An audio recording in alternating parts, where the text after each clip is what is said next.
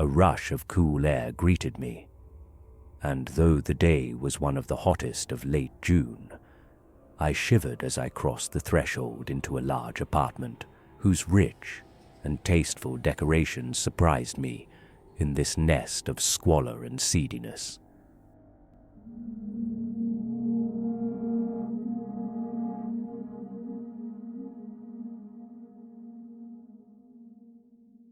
Cool air.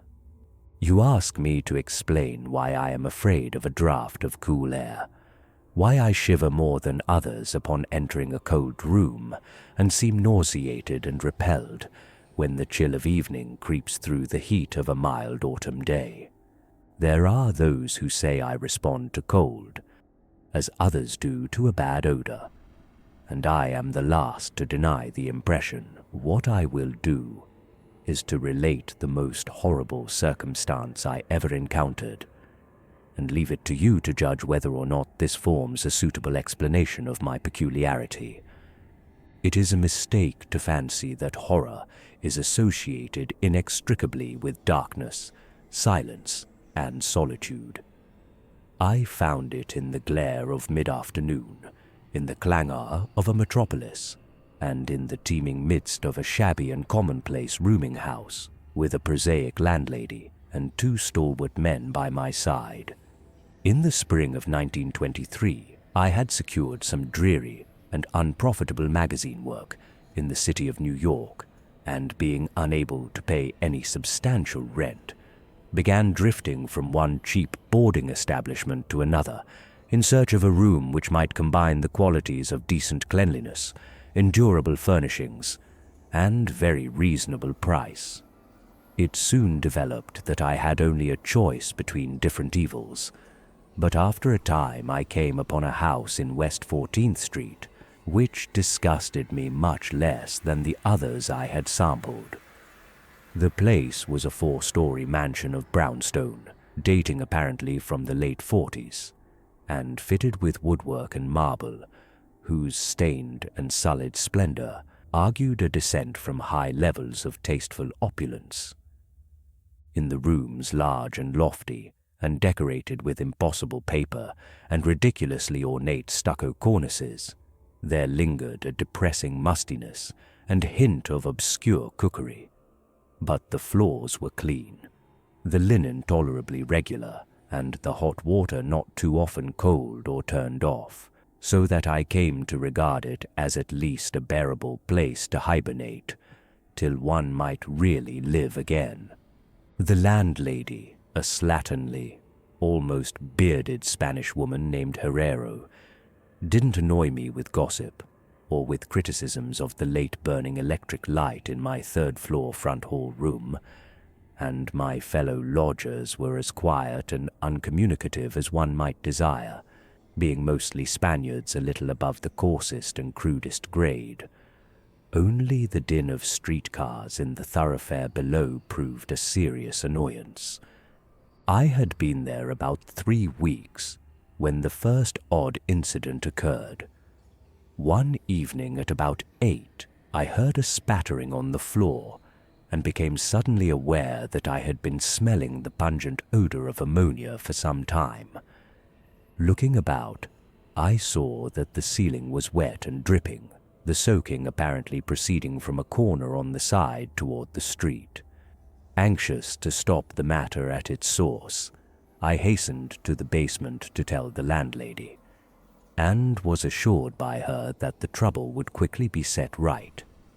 "Doctor Munoz," she cried, as she rushed upstairs ahead of me. "He have spill his chemicals. He is too sick for doctor himself, sicker and sicker all the time, but he will not have no there for help. He is very queer in his sickness. All day he take funny-smelling baths, and he cannot get excite or warm. All his own housework he do.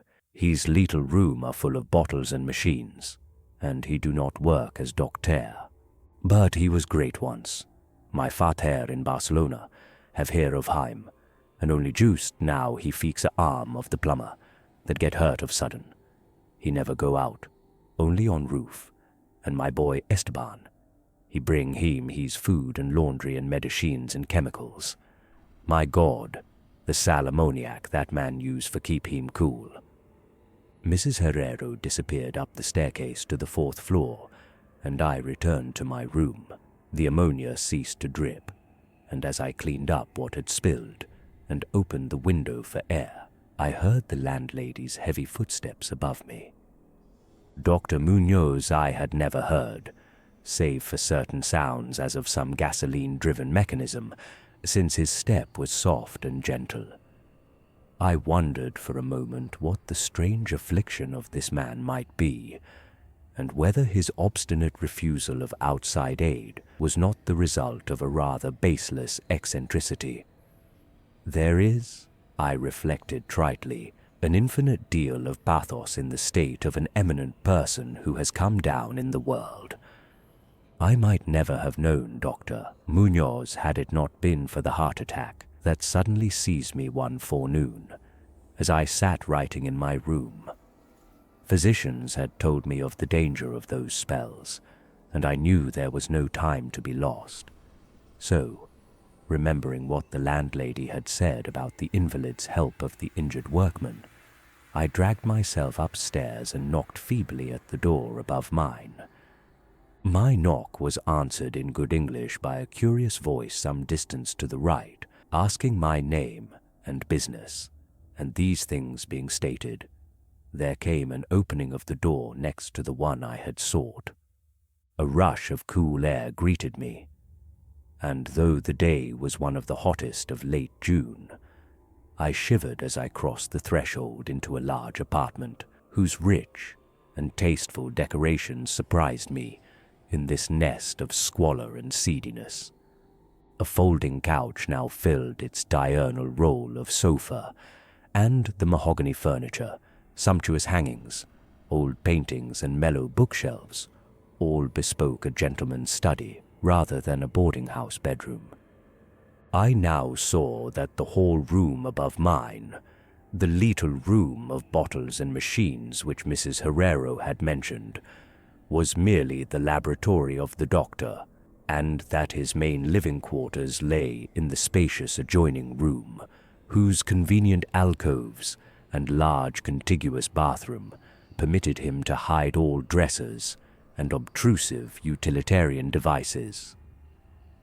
Dr. Munoz, most certainly, was a man of birth, cultivation, and discrimination. The figure before me was short but exquisitely proportioned, and clad in somewhat formal dress of perfect cut and fit.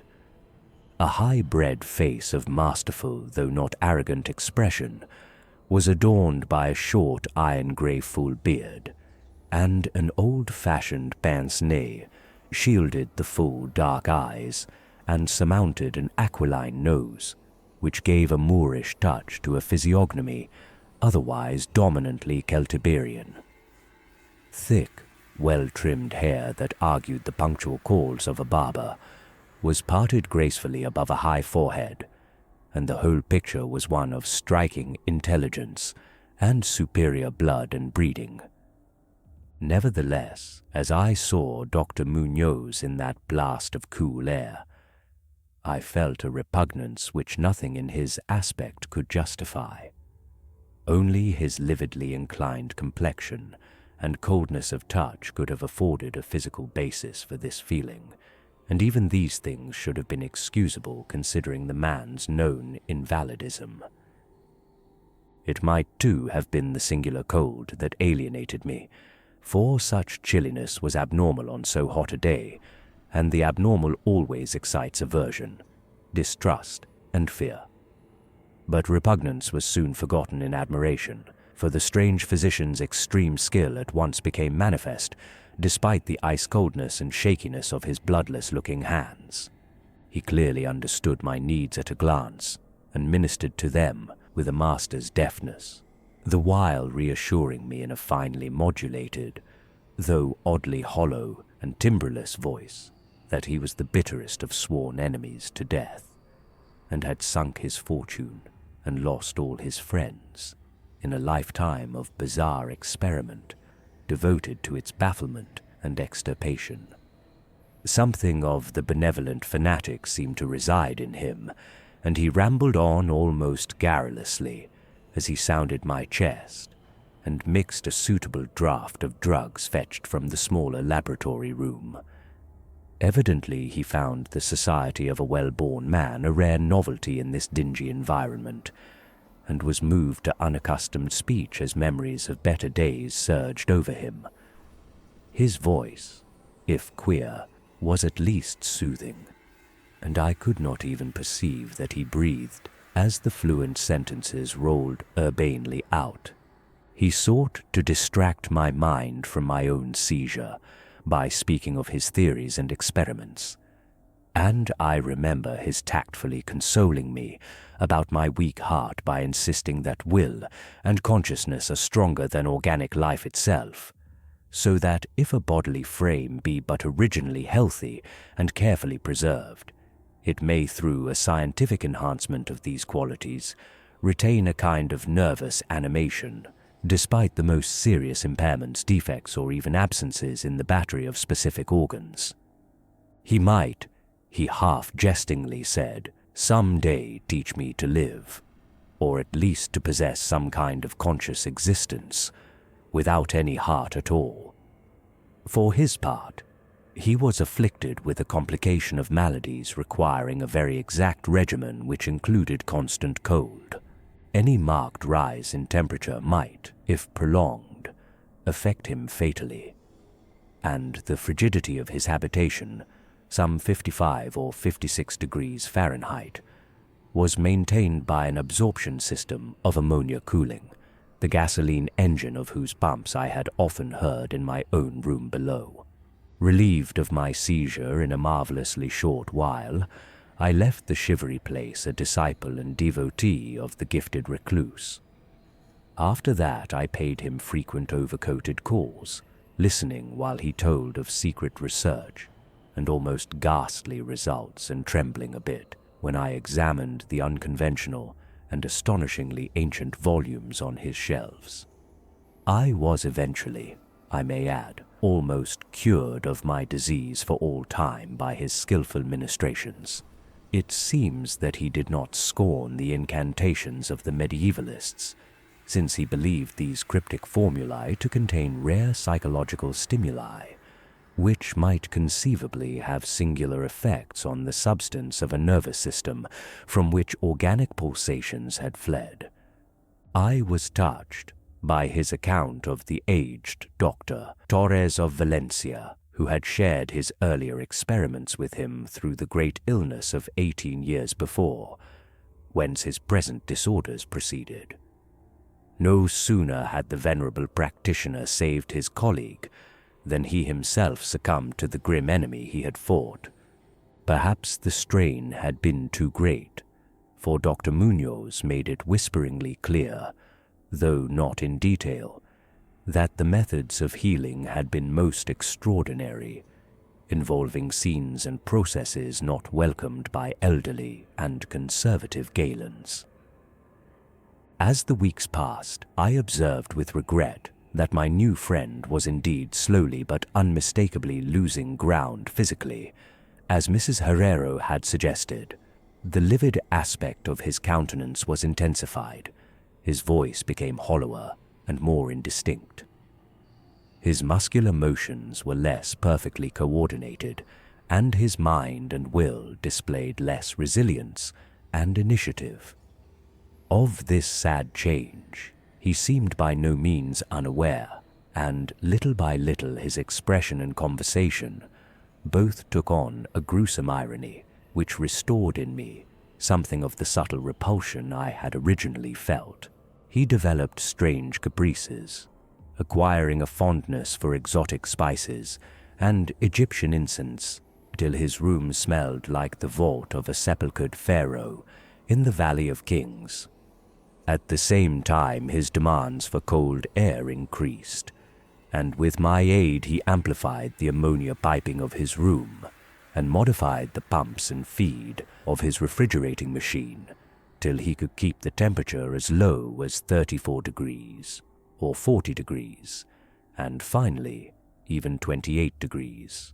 The bathroom and laboratory, of course, being less chilled, in order that water might not freeze, and that chemical processes might not be impeded. The tenant adjoining him complained of the icy air from around the connecting door, so I helped him fit heavy hangings to obviate the difficulty. A kind of growing horror of outre and morbid cast seemed to possess him.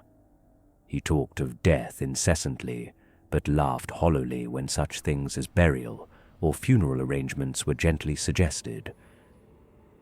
All in all, he became a disconcerting and even gruesome companion, yet in my gratitude for his healing, I could not well abandon him to the strangers around him, and was careful to dust his room and attend to his needs each day, muffled in a heavy ulster, which I bought especially for the purpose.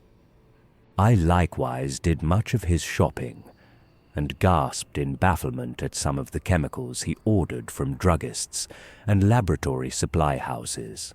An increasing and unexplained atmosphere of panic seemed to rise around his apartment. The whole house, as I have said, had a musty odor, but the smell in his room was worse, and in spite of all the spices and incense, and the pungent chemicals of the now incessant baths which he insisted on taking unaided, I perceived that it must be connected with his ailment, and shuddered when I reflected on what that ailment might be. Mrs. Herrero crossed herself when she looked at him, and gave him up unreservedly to me, not even letting her son Esteban continue to run errands for him. When I suggested other physicians, the sufferer would fly into as much of a rage as he seemed to dare to entertain. He evidently feared the physical effect of violent emotion, yet his will and driving force waxed rather than waned, and he refused to be confined to his bed. The lassitude of his earlier ill days gave place to a return of his fiery purpose, so that he seemed about to hurl defiance at the death demon, even as that ancient enemy seized him. The pretense of eating, always curiously like a formality with him, he virtually abandoned, and mental power alone appeared to keep him from total collapse. He acquired a habit of writing long documents of some sort, which he carefully sealed and filled with injunctions that I transmit them after his death to certain persons whom he named, for the most part lettered East Indians, but including a once celebrated French physician now generally thought dead, and about whom the most inconceivable things had been whispered. As it happened, I burned all these papers undelivered and unopened. His aspect and voice became utterly frightful, and his presence almost unbearable. One September day, an unexpected glimpse of him induced an epileptic fit in a man who had come to repair his electric desk lamp, a fit for which he prescribed effectively whilst keeping himself well out of sight. That man, oddly enough, had been through the terrors of the Great War without having incurred any fright so thorough. Then, in the middle of October, the horror of horrors came with stupefying suddenness. One night about 11, the pump of the refrigerating machine broke down, so that within 3 hours the process of ammonia cooling became impossible. Dr. Munoz summoned me by thumping on the floor, and I worked desperately to repair the injury, while my host cursed in a tone whose lifeless, rattling hollowness surpassed description. My amateur efforts, however, proved of no use, and when I had brought in a mechanic from a neighboring all-night garage, we learned that nothing could be done till morning, when a new piston would have to be obtained. The moribund hermit's rage and fear, swelling to grotesque proportions, seemed likely to shatter what remained of his failing physique, and once a spasm caused him to clap his hands to his eyes and rush into the bathroom. He groped his way out with face tightly bandaged, and I never saw his eyes again. The frigidity of the apartment was now sensibly diminishing, and at about 5 a.m., the doctor retired to the bathroom, commanding me to keep him supplied with all the ice I could obtain at all-night drugstores and cafeterias. As I would return from my sometimes discouraging trips and lay my spoils before the closed bathroom door, I could hear a restless splashing within and a thick voice croaking out the order for more, more. At length, a warm day broke, and the shops opened one by one. I asked Esteban either to help with the ice fetching whilst I obtained the pump piston, or to order the piston while I continued with the ice, but instructed by his mother, he absolutely refused. Finally, I hired a seedy-looking loafer whom I encountered on the corner of 8th Avenue to keep the patient supplied with ice from a little shop where I introduced him, and applied myself diligently to the task of finding a pump piston and engaging workmen competent to install it. The task seemed interminable, and I raged almost as violently as the hermit when I saw the hours slipping by in a breathless, foodless round of vain telephoning and a hectic quest from place to place, hither and thither by subway and surface car. About noon, I encountered a suitable supply house far downtown, and at approximately 1:30 p.m., arrived at my boarding place with the necessary paraphernalia and 2 sturdy and intelligent mechanics. I had done all I could, and hoped I was in time. Black terror, however, had preceded me. The house was in utter turmoil, and above the chatter of awed voices, I heard a man praying in a deep basso. Fiendish things were in the air, and lodgers told over the beads of their rosaries as they caught the odor from beneath the doctor's closed door. The lounger I had hired, it seems, had fled screaming and mad-eyed not long after his second delivery of ice, perhaps as a result of excessive curiosity. He could not, of course, have locked the door behind him, yet it was now fastened, presumably from the inside. There was no sound within save a nameless sort of slow, thick dripping. Briefly consulting with Mrs. Herrero and the workman despite a fear that gnawed my inmost soul, I advised the breaking down of the door, but the landlady found a way to turn the key from the outside with some wire device. We had previously opened the doors of all the other rooms on that hall and flung all the windows to the very top. Now, noses protected by handkerchiefs, we tremblingly invaded the accursed south room, which blazed with the warm sun of early afternoon.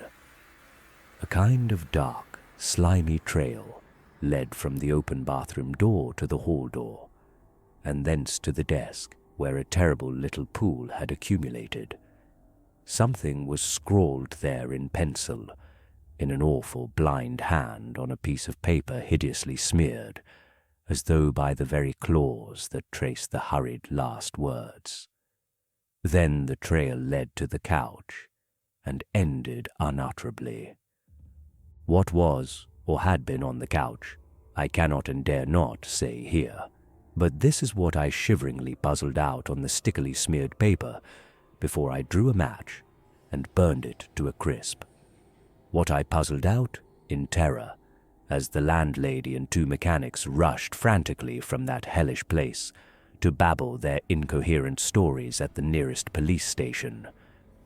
The nauseous words seemed well-nigh incredible in that yellow sunlight, with the clatter of cars and motor trucks ascending clamorously from crowded 14th Street. Yet I confess that I believed them then. Whether I believe them now, I honestly do not know. There are things about which it is better not to speculate, and all that I can say is that I hate the smell of ammonia and grow faint at a draught of unusually cool air. The end, ran that noisome scrawl, is here. No more ice. The man looked and ran away.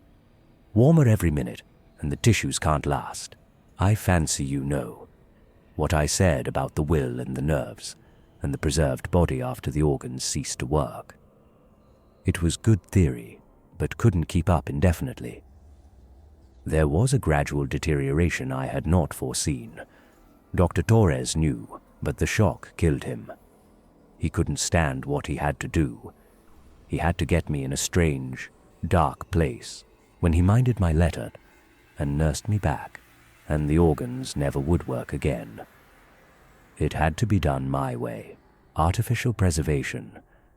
For you see, I died that time, 18 years ago.